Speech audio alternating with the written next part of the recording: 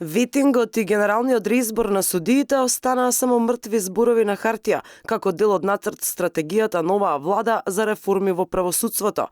Дел од експертската јавност го дели ставот со американската амбасадорка Анџела Агилер дека ветинг е повеќе од неопходен во земја како Македонија, во која според официјален Вашингтон царува корупција во високите политички ешалони на власта и во правосудството.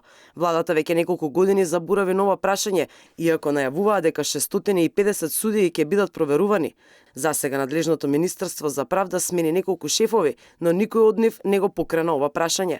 Адвокатот Сашко Дуковски вели дека надлежните само помпезно ветуваа, но ништо реално не сработија изминативе години. Истиот остана мртво слово на хартија од многу причини, а една од причините е што не може да се изврши генерален реизбор на суди, на обвинители, а сметам дека апсолутно пред изборот, особено за судиите кои што имаат доживотен мандат, освен ако не сторат некоја дисциплинска повреда или сами не дадат оставка, сметам дека ветингот како действие и процес е многу битен пред избирањето на првото избирање на кадрите кои што ќе вршат правораздавање, а тоа се судиите.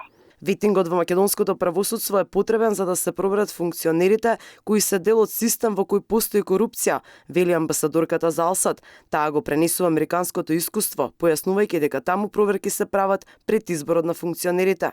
Тоа е особено предизвик во правосудниот систем поради потребата да се проценат оние кои веќе се на позиција и во систем, каде што веќе постои корупција. Многу е важно да се осигураме дека тој процес е целосно транспарентен и фер.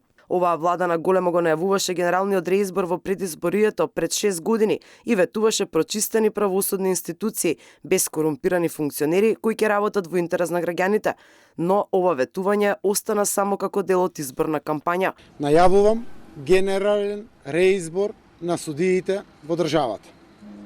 Тоа ќе се случи веднаш по 11 декември. По една година од изборите и формирањето на владата, реформите на правосудството паднаа во надлежност на судскиот совет, а за ветингот одлучија да не биде спроведен.